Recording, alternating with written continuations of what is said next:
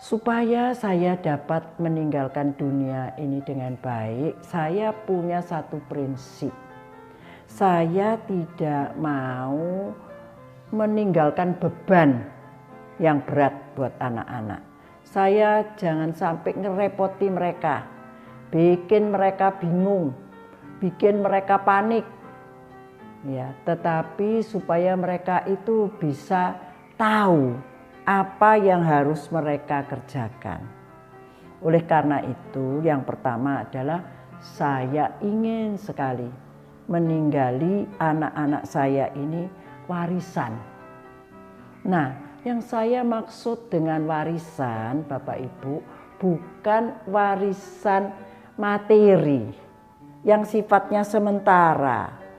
Kalau warisan materi itu bisa menimbulkan masalah di kemudian hari. Kalau anaknya lebih dari satu, terus berbagi harta warisan.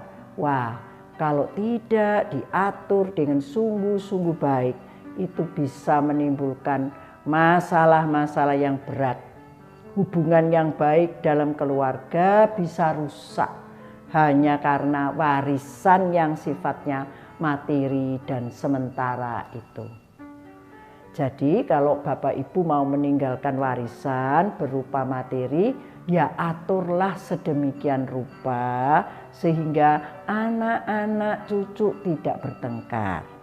Ya, yang saya maksudkan adalah warisan yang bersifat imateri, yang bersifat kekal.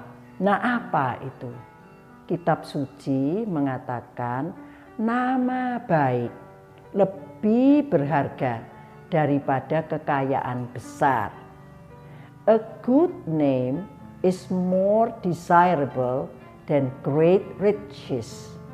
Nah, meninggalkan nama baik berarti Bapak Ibu kita semua ini sebagai orang tua, sebagai opa atau oma mesti menjalani kehidupan ini dengan satu sikap bertanggung jawab.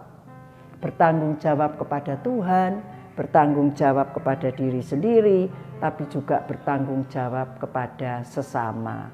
Jadi meninggalkan nama baik supaya anak cucu kita bisa dengan bangga meneruskan hidupnya.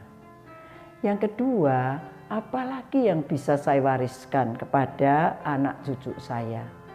Ada 3 hal yang bersifat tetap, yaitu iman, pengharapan, dan kasih. Dan itu bisa saya wariskan kepada anak cucu saya.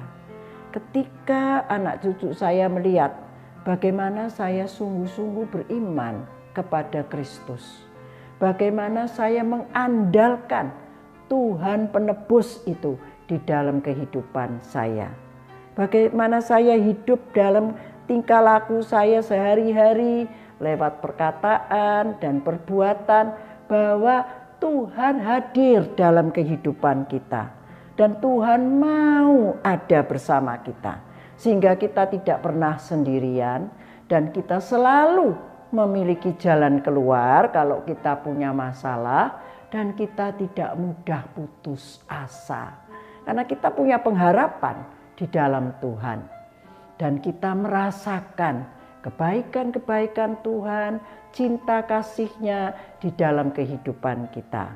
Nah, hal-hal inilah yang bisa kita wariskan. Jangan sampai kita ini mewariskan pada anak-anak itu utang. Nah, kalau kita mewariskan utang, anak cucu kita yang kasihan.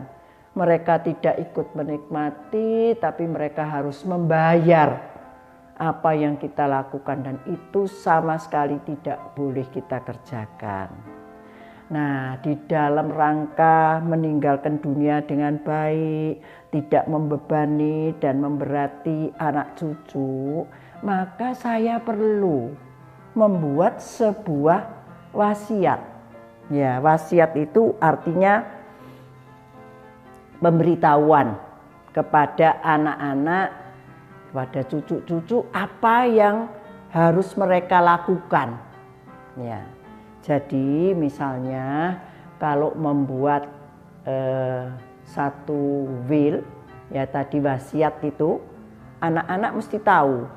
Misalnya saya memberitahu anak-anak saya, jika sampai pada satu hari saya dinyatakan menderita satu penyakit, dan penyakit itu setelah dibawa berobat kemana-mana, semua dokter mengatakan ini sudah merupakan penyakit terminal, tidak bisa diapa-apakan lagi.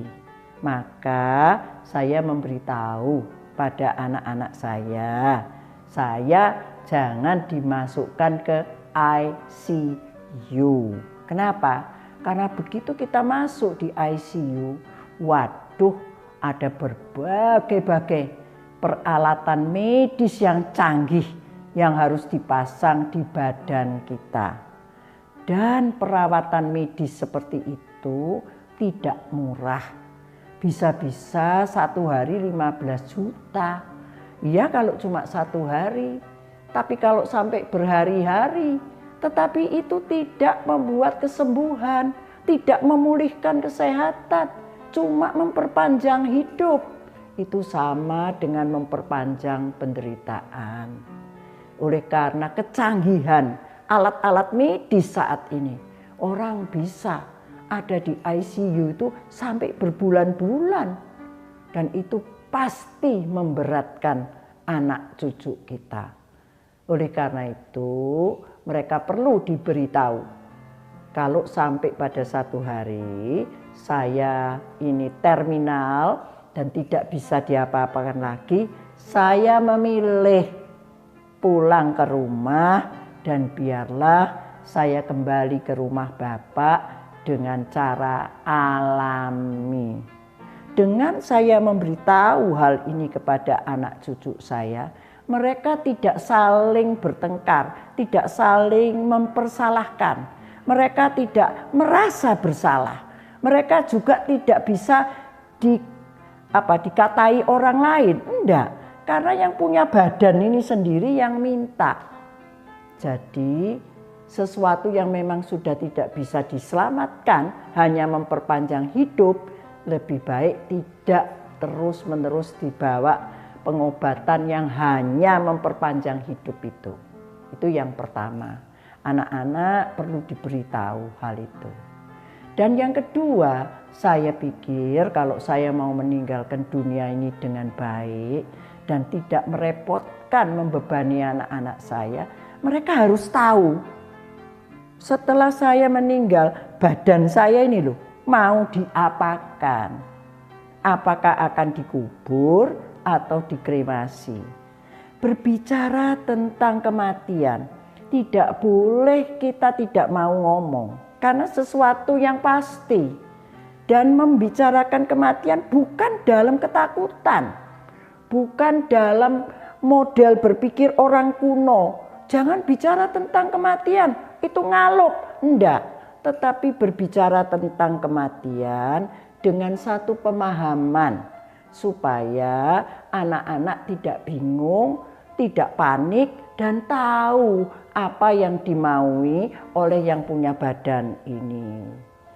Saya terus terang memilih untuk dikremasi, dikubur baik-baik. Tetapi semua itu tergantung kepada yang jalani.